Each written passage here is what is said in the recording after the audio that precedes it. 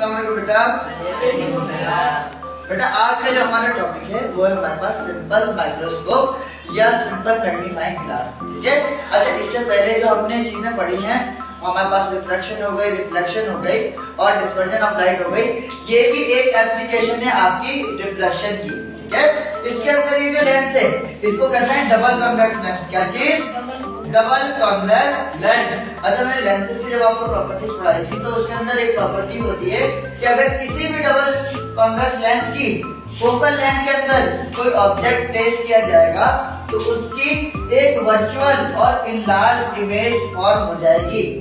इसी चीज को कहते हैं मैग्निफिकेशन। क्या चीज?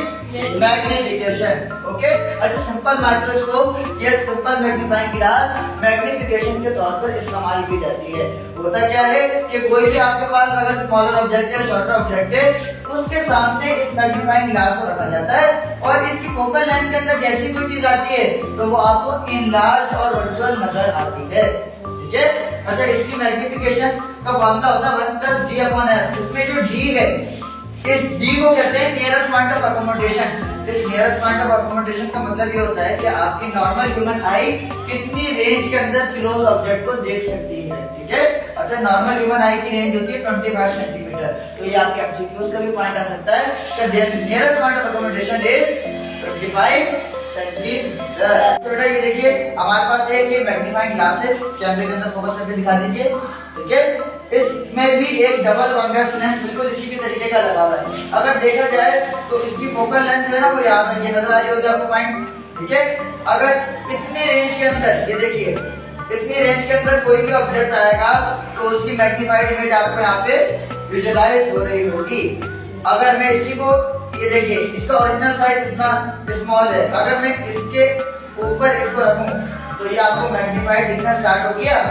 इसकी भी रीजन यही है कि देखिए इसकी फोकल लेंथ के अंदर अगर कोई ऑब्जेक्ट आएगा तो उसकी मैग्नीफाइड और वर्चुअल इमेज प्रोड्यूस हो जाएगी। ठीक है। अच्छा, इसको अगर और ज्यादा ब्रॉड लेवल पे देखें तो ये इस ग्लासेस को कहते हैं कैमरा स्क्रीन। इसके अंदर अक्सर आप मोबाइल की पिक्चर्स विजुअलाइज करके देखते हैं तो ये भी एक डबल कॉन्वेक्स लेंस है। अगर इसको भी मैं किसी ऑब्जेक्ट के करीब रखूंगा तो इसमें से भी मैग्निफिकेशन आपको नजर आ रही होगी। वर्किंग प्रिंसिपल सेम कि किसी भी अगर लेंस की फोकल लेंथ के अंदर कोई ऑब्जेक्ट आएगा तो उसकी मैग्नीफाइड इमेज प्रोड्यूस हो जाएगी। इस इमेज को क्या कहते हैं जो कि सिर्फ आपको विजुअलाइज हो रही है?